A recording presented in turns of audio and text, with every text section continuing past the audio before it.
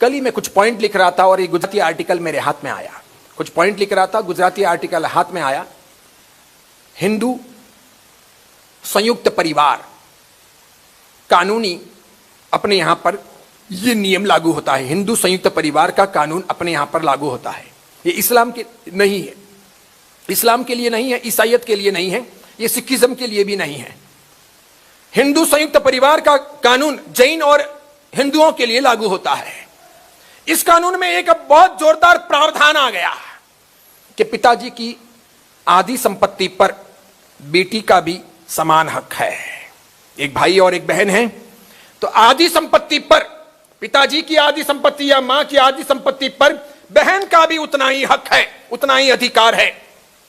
ठीक है, मैंने लिखा फिर पिताजी के हॉस्पिटल और माताजी के हॉस्पिटल के बिल पर भी बहन का दायित्व लगना चाहिए।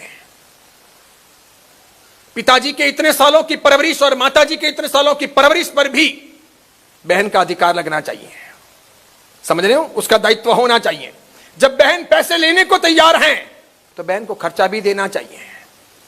कई सारे भाई ऐसे हैं कि पिताजी माताजी की पूरे खर्चे को वहन नहीं कर रहे हैं, तो बहनों को अपने घर से चेक भाई को भेजने चाहिए। अधिकार की बात कर रहे हो ना, तो इसे भी करो ना। खाली पैसे लेने के लिए करोगे, खर्चे के लिए क्या होगा? 12 मास पिताजी और माताजी को खिलाया किसने? तुमने खिलाया क्या? तुम तो ससुराल चली गई 18 साल, 19 साल, 20 साल, 21 साल की उम्र में। उसके बाद में भाई और भाभी ने खिलाया है, संभाला उन्होंने है। उनके डायबिटीज हैं तो इंसुलिन का, अन्य कुछ भी हैं तो तकलीफ, माइग्रेन की प्रॉब्लम है या अन्य कुछ हैं। ऐसी ऐसी स्थितियां भी उस भाई और भाभी की आई है कि वे 2 जने एक साथ में घर बंद करके जा नहीं सके, कि अंदर बूढ़े हैं, पापा या मम्मी हैं, तो तुम तो घर पे रहो, मैं जाता हूं, या फिर मैं रहता हूं, तू जा। समझ रहे? तब बहन कहां गई थी? ऐसा एक दिन नहीं होता है, ऐसा सैकड़ों दिन होता है। अधिकार में वे बातें भी आनी चाहिए। जब हम पैसे लेने को तैयार हैं, हुआ इस प्रकार कि एक भाई और एक बहन थे। बहन ससुराल चली गई। बहन के पास में जबरदस्त पैसा।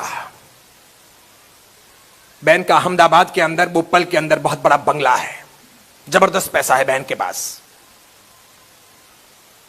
भाई कमजोर है, भाई के पास पैसा नहीं है, थोड़ा सा ही है। पिताजी नहीं, दादाजी के जमाने का वो मकान है जिसके अंदर ये भाई, भाई की पत्नी, भाई के छोटे बच्चे और भाई के पिताजी और माताजी वो रहते हैं। लगभग 3 साल तक बीमार रहने के बाद में मां गुजरी। भाई ने बराबर ध्यान रखा, उसके लिए भाई ने थोड़ा कर्ज भी किया, मां की सब ट्रीटमेंट भी करवाई, अच्छी परवरिश भी की, ध्यान रखा, सामान्य परिवार। फिर मां गुजरी। पिताजी की तकलीफें तो बहुत ज्यादा थी।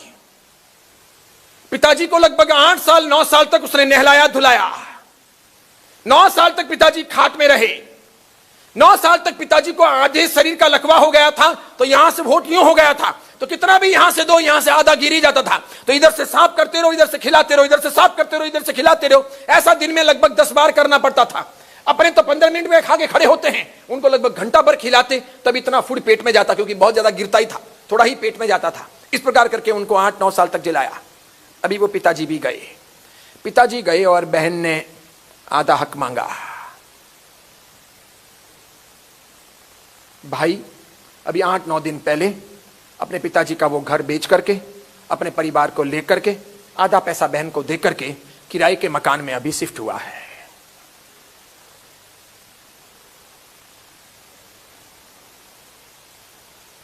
संपत्ति महत्वपूर्ण के संबंध महत्वपूर्ण, और इन दोनों के बीच में संवेदनाएं कहां हैं, फीलिंग्स कहां हैं? राखड़ी का मतलब क्या है? बहन को देना चाहिए था कि लेना चाहिए था?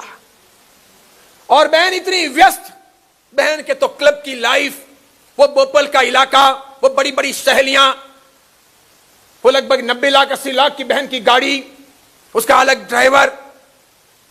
तो कभी कभार जाते आते हाय मम्मा, हाय पापा करने आती, 10 मिनट बैठती, बातें करती, वापस रवाना। 24 घंटे रात और दिन किसको करना पड़ता? सब भाभी को और भैया को करना पड़ता। और तो भी बहन ने हक मांगा। भाई ने भी मगजमारी नहीं की कि ठीक है, उसने सब कुछ बेचा, बेच के जितना पैसा आया पापा की प्रॉपर्टी का, मम्मी की प्रॉपर्टी का सब आधा बहन को दिया। अब उसके पास में इतना पैसा नहीं रहा कि वो घर का घर ले सके। अब वो जिंदगी में कभी घर का घर ले नहीं सकेगा, वो तो कहीं नहीं ले सकेगा। उसकी तो अंदर की आत्मा भी दब गई होगी अब कि भगवान अब मौत दो, ये जितने बच्चे पैदा किए हैं या जो बहू है, पत्नी, इन सबका पालन पोषण कर लूं और शांतिपूर्वक जिंदगी बीत जाए, किराया तो किराया। यानी वो बाप जो अपने पापा और दादा दोनों के दिए हुए घर में शांतिपूर्वक रहता था और सबको उसने शांतिपूर्वक अंत तक पहुंचाया, वो अपने बच्चों को अब किराए का मकान देकर, यानी कर्ज देकर, यानी दुविधाएं देकर, दुख देकर इस दुनिया से विदा होगा। उस बाप के पास इतनी ताकत नहीं है कि वो अपने बेटों के लिए अब कभी मकान खरीद सकेगा। ये था भी सही पुराने जमाने का, ये भी तुमने बिकवा दिया, तो आज के जमाने में अब उस शहर में क्या मकान मिल सकता है? सोच बदल गई हमारी हो। और ये घटना अजैन की नहीं, जैन परिवार की है। कल जब मैं ये पढ़ रहा था तो मेरी आंखों से आंसू रुक नहीं रहे थे। मैं साधु हूं, मुझे कोई लेना देना नहीं है, मेरे कोई लेना देना भी नहीं है, मुझे कुछ मिलता भी नहीं है। मैं सोचता हूं कहां चला गया भगवान महावीर का समाज? क्या मतलब है प्रवचन सुनने का, मंदिर जाने का, स्थानक जाने का, तेरा पद भवन जाने का? क्या अर्थ है?